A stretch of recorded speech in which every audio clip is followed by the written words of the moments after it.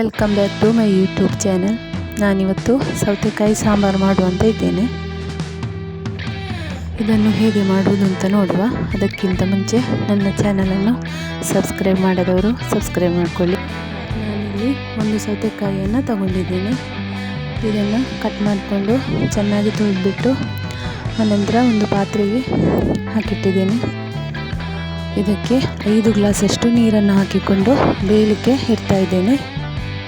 ಇದು ಬೇಯುವಷ್ಟರಲ್ಲಿ ಮಸಾಲೆಗೆ ರೆಡಿ ಮಾಡ್ತಾ ಇದ್ದೇನೆ. ಇಲ್ಲಿ ನಾನು 6 ಮೆಣಸನ್ನು ತಗೊಂಡಿದ್ದೇನೆ, ಊರ ಮೆಣಸು. ಇದನ್ನು ಮೊದಲೇ ಹುರಿದಿಟ್ಟುಕೊಂಡಿದ್ದೇನೆ, ಆದರೂ ಒಮ್ಮೆ ಇದನ್ನು ಬಿಸಿ ಮಾಡ್ತಾ ಇದ್ದೇನೆ. ಇದರೊಟ್ಟಿಗೆ ಹಾಕಿ ಹುರಿದಂಥ 1 ಸ್ಪೂನ್ ಕೊತ್ತಂಬರಿ ಹಾಗೂ 1 ಸ್ಪೂನ್ ಜೀರಿಗೆಯನ್ನು ತಗೊಂಡಿದ್ದೇನೆ.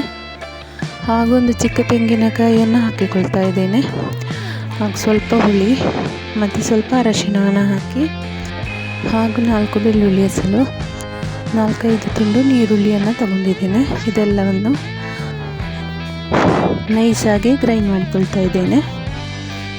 ಈಗ ಸೌತೆಕಾಯಿ ಬೆಂದಿದೆ. ಇದಕ್ಕೆ ರುಚಿಗೆ ಬೇಕಾದಷ್ಟು ಉಪ್ಪನ್ನು ಹಾಕ್ತಾ ಇದ್ದೇನೆ. ಗ್ರೈಂಡ್ ಮಾಡಿಟ್ಟಂಥ ಮಸಾಲೆಯನ್ನು ಇದಕ್ಕೆ ಸೇರಿಸಿಕೊಳ್ತಾ ಇದ್ದೇನೆ.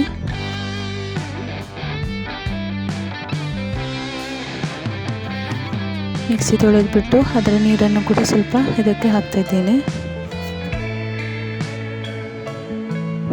ಈ ಮಸಾಲೆಯನ್ನು ಚೆನ್ನಾಗಿ ಒಮ್ಮೆ ಮಿಕ್ಸ್ ಮಾಡಿಕೊಳ್ಬೇಕು.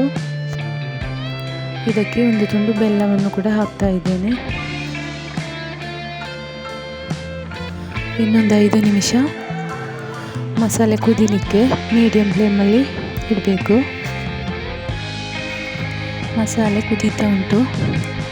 ಈಗ ಇದಕ್ಕೆ ಕರಿಬೇವಿನ ಸೊಪ್ಪನ್ನು ಹಾಕ್ತಾ ಇದ್ದೇನೆ.